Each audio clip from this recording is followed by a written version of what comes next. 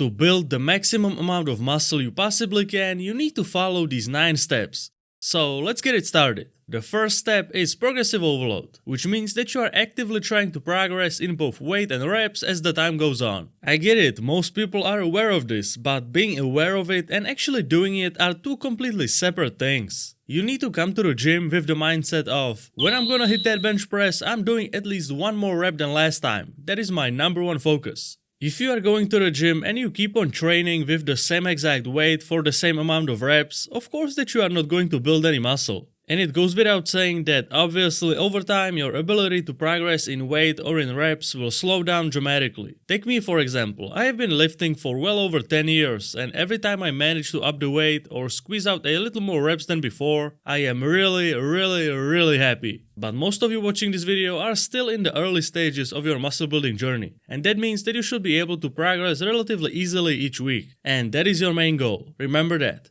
Step number 2. Track your progress. This goes hand in hand with progressive overload. Once again, basics that people are aware of, but are not executing on. I have never even met you in my life, but I know that some of you are not tracking your progress by writing it down, but instead you remember it in your head. And you best believe that I didn't add those quotation marks just for fun. How on earth are you going to exactly remember the amount of reps you did and the weight you used in each set on each exercise? Imagine you got like 7 exercises or even more in your routine. That's like 21 different sets. How are you gonna remember that? You would be happy if you could remember 3. 21 is just crazy. So please, write down your workouts, because if you don't, you have absolutely no right to complain about mediocre results, because you failed before you even started. Step number 3. Use all movement patterns. While at the first glance the exercises in your routine might seem a little random, there is a very important structure that every training plan needs to follow. Each body part has a set of movement patterns that you need to do. This is important because this will guarantee that you are hitting all body parts from all the angles necessary, which will result in the maximum muscle gain possible.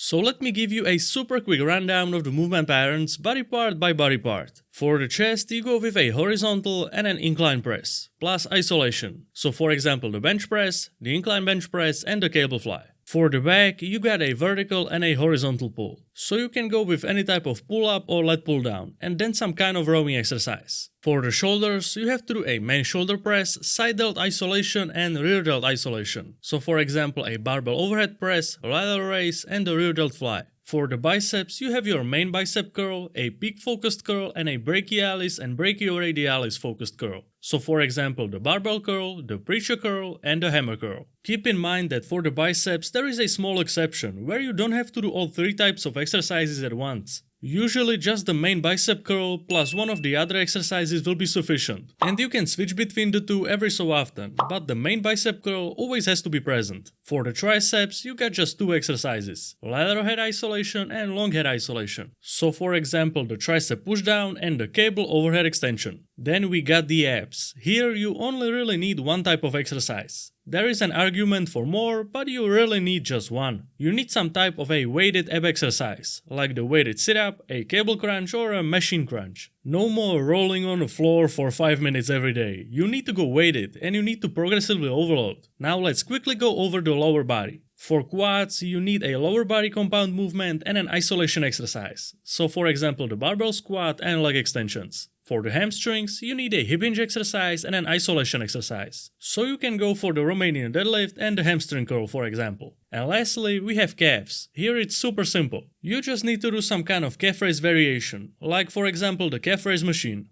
That is pretty much the basic layout of exercises that you should follow. Then you just gotta make sure that your technique for these exercises is on point, which if you are still struggling with, I highly recommend you film your sets. And if you want a more detailed look at the exercise layout that includes even more niche body parts like forearms, together with more exercise examples and recommended rep ranges, you should check out my free simplified cheat sheet that you can download for absolutely free. You can find the link to it down in the description of the video. Step number 4. Train each body part twice per week. In the ideal world, you should train each body part twice per week. That will allow you to build the maximum amount of muscle possible. Of course, there can be some exceptions, but this is generally what will give you the maximum results. One of those exceptions can be training legs. If you take me as an example again, I only train legs once per week. And if you are wondering why, well, it's because I have been training for so long that my legs are already very well developed. and if I want to be able to wear any pants, I have to train them just once per week.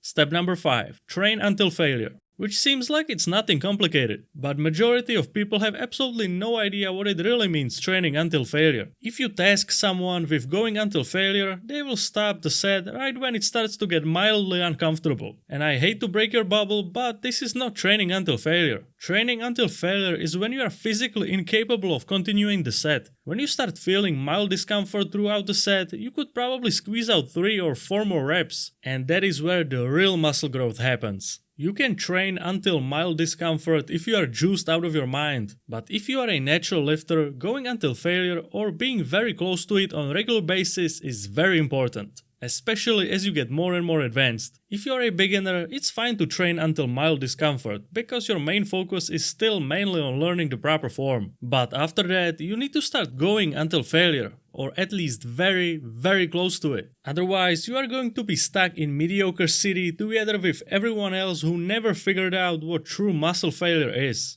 But remember, reaching failure should never be at the cost of proper form, because then you are really opening up yourself to injuries. Step number 6. Have a plan. The reason why it is so important to have a plan is because you absolutely need some structure in your journey, otherwise you will be running around like a headless chicken. I'm sure that you have seen those people in the gym that just go from machine to machine each workout, where it seems like they are doing it completely randomly. And you would be right, they are probably doing it completely randomly. That is one of the reasons why I developed the beginner bundle, where you get a plan for absolutely everything. Training, nutrition, cardio, all you need to do is just follow and collect the gains. If you want to learn more about it, click the first link in the description. Step number 7. Eat enough protein. To get in enough protein, you should consume 1 gram of protein per pound of body weight. But the thing to keep in mind is that if you are overweight, you should calculate this based on your lean body mass and not your regular body weight, because it would most likely result in an insanely high protein number. Calculating your lean body mass is super simple. You just Google lean body mass calculator, fill in a couple of details and you get your result. Then you can calculate your daily protein intake. And once you do, you just make sure that you are consistently hitting it every day. Then you will allow your body to build the maximum amount of muscle.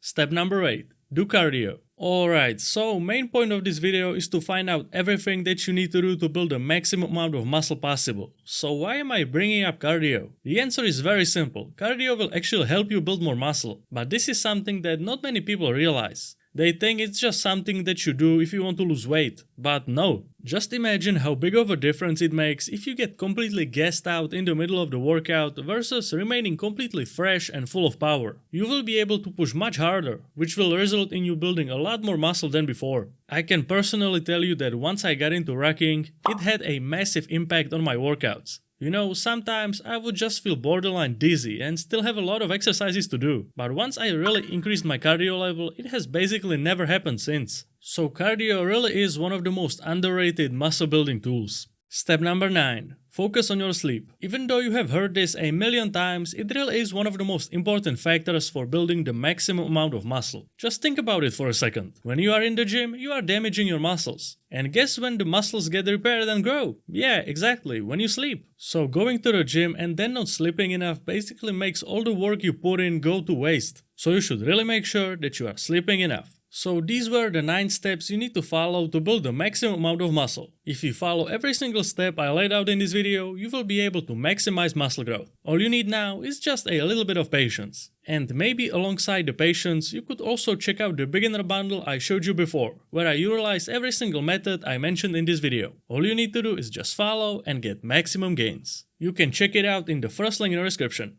Thank you for watching and I will see you next time. Hey, if you enjoyed this video, then you will surely enjoy this one too.